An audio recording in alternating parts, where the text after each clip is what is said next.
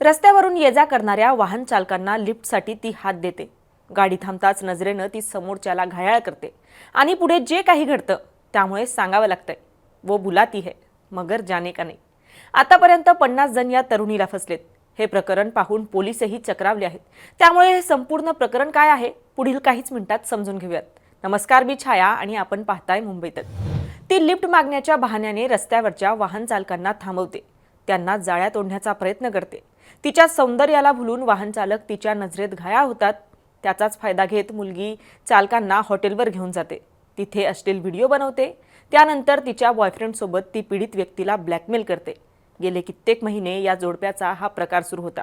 या संदर्भात पोलीस स्टेशनला अनेक तक्रारीही येत होत्या, पण ही तरुणी आणि तिचा बॉयफ्रेंड पोलिसांना काहीच सापडत नव्हते।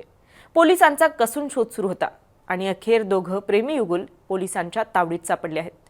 आतापर्यंत या जोडप्याने 50 पेक्षा जास्त लोकांना बळीचा बकरा बनवलाय। यातला आरोपी आणि त्या तरुणीचा बॉयफ्रेंड हरविंदर सिंग उत्तर प्रदेशातल्या बिजनौरच्या ताहापूर गावातला रहिवासी आहे, तर त्याची गर्लफ्रेंड निधी शर्मा मंडावलीतली रहिवासी आहे आणि ही घटना उत्तराखंडच्या पौडी गढवालमध्ये घडली आहे। पोलिसांनी निधी शर्मा आणि तिचा बॉयफ्रेंड हरविंदर सिंगला अटक केली आहे।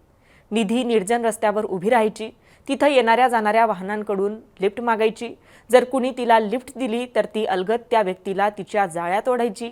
त्यानंतर वाहन चालकाला हॉटेलवर घेऊन जात तिथे आक्षेपार्ह व्हिडिओ बनवले जायचे।